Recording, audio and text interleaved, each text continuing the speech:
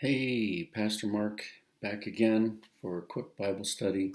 Today is Wednesday again, March the 13th, I believe today is. Beautiful day out. Enough about the weather. Let's get into it. So today we're going to look at a passage in the book of Romans, chapter 12, and in specifically the second verse. And so let's take a look at it. So I'm reading from the New King James Version today on my phone, Bible app. And do not be conformed to this world, but be transformed by the renewing of your mind, that you may prove what is that good and acceptable and perfect will of God.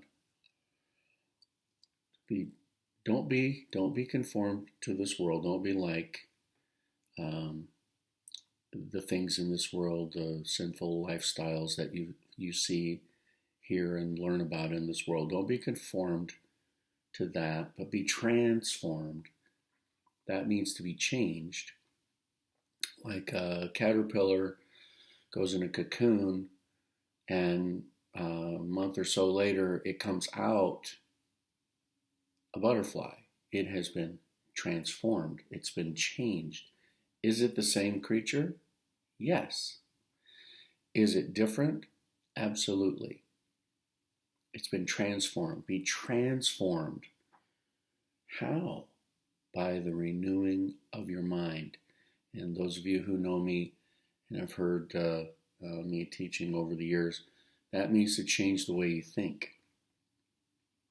Changing the way we think. So, when I was a young man and the computer age was really starting to just come on and get some traction, there was a common term, I guess, I can't think of a better way of saying it, was a phrase, and it went like this. It said garbage in, garbage out. And specifically, it was referring to the fact that a computer, well, it's an inanimate object. It doesn't have life. It is 100% reliant upon the data that you put in order to get the data you hope to get back out. But if the data you're putting in is flawed or garbage, then what's going to come out is going to be flawed or garbage. So garbage goes in, garbage comes out. So in other words, be careful what you're putting in the computer when you're programming it, when you're doing all those things, so that the result you get is better. Well, our brains, our minds work in a similar way. You feed them, whatever it is you feed them, that's what's going to come out. Jesus said, out of the abundance of the heart, the mouth speaks. Well, he wasn't talking about this muscle that's in our chest that beats and pumps blood. The mind, we know that today as the mind of mankind. So whatever the abundance we have in here, it's going to come out of our mouth. Solomon, writing in Proverbs, as a man thinks, so is he. So if you want to be changed to be more like the Lord, you have to change the way you think. And that means you have to put something in there that's going to change the way you think. Now, the obvious answer is the Word of God, the Bible. Absolutely. And that is exactly what I'm talking about today. We need to fill our minds and our thoughts. We need to meditate, as it were, on the Word of God. In Psalm chapter 1, one of my favorite psalms, if not my favorite psalm, in the first few verses, we find that the person who is blessed,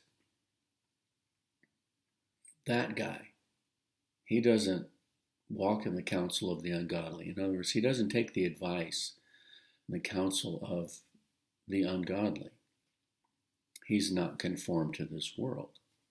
He doesn't stand in the path of sinners or sit in the seat of the scornful. He's not scornful. He doesn't look down at other people. He's not sitting there in judgment, mocking people in their lives. No, he's not conformed to this world. But his delight, it says, is in the law of the Lord. And in his law, he meditates day and night. So he's thinking about what he has read in the Word. That's how you transform. That's how you change the way you think. You start reading the Word. It will begin to change you. If you spend most of your time watching or streaming movies, whatever it is that you're watching or streaming, you're eventually going to be again thinking that way. And if you follow that line of thought out months, weeks, maybe even years later, you begin speaking that way. Don't be conformed to this world, the apostle wrote to the church in Rome, but be transformed by the renewing of your mind. And why?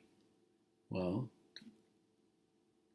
to be Christ-like, obviously, but that you might prove what is the good and acceptable and perfect will of God. If you have ever asked yourself or your pastor or someone else, how do I know the will of God for my life? That's it. I just read it. Romans chapter 12, verse 2. Don't be like the world. Don't think like the world. Be transformed by the renewing of your mind, reading the Bible, thinking about it, probably talking about it, reading it, thinking on what you've read. And as we do that, you begin to change. You get closer to God. And now you can know and understand and recognize. The word there, prove, what is? To recognize what is the will of God. That's, whoa, earthquake. Sorry, I bumped my camera. That is how to find the will of God. Spend time in His Word. Spend time thinking about His Word, reading it, studying it in your free time. It will change you. You will start to think differently. And the next thing you know, now this doesn't happen in a week. It may not even start to really show itself in a month. But with consistent application, you're a new creature, so to speak. You've been transformed. You understand? All right. Well, God bless you today. Hopefully this is a blessing to you.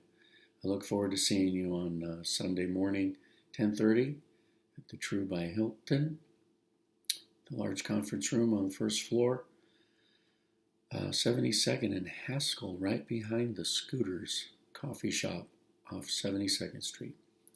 God bless you. Have a good rest of your day.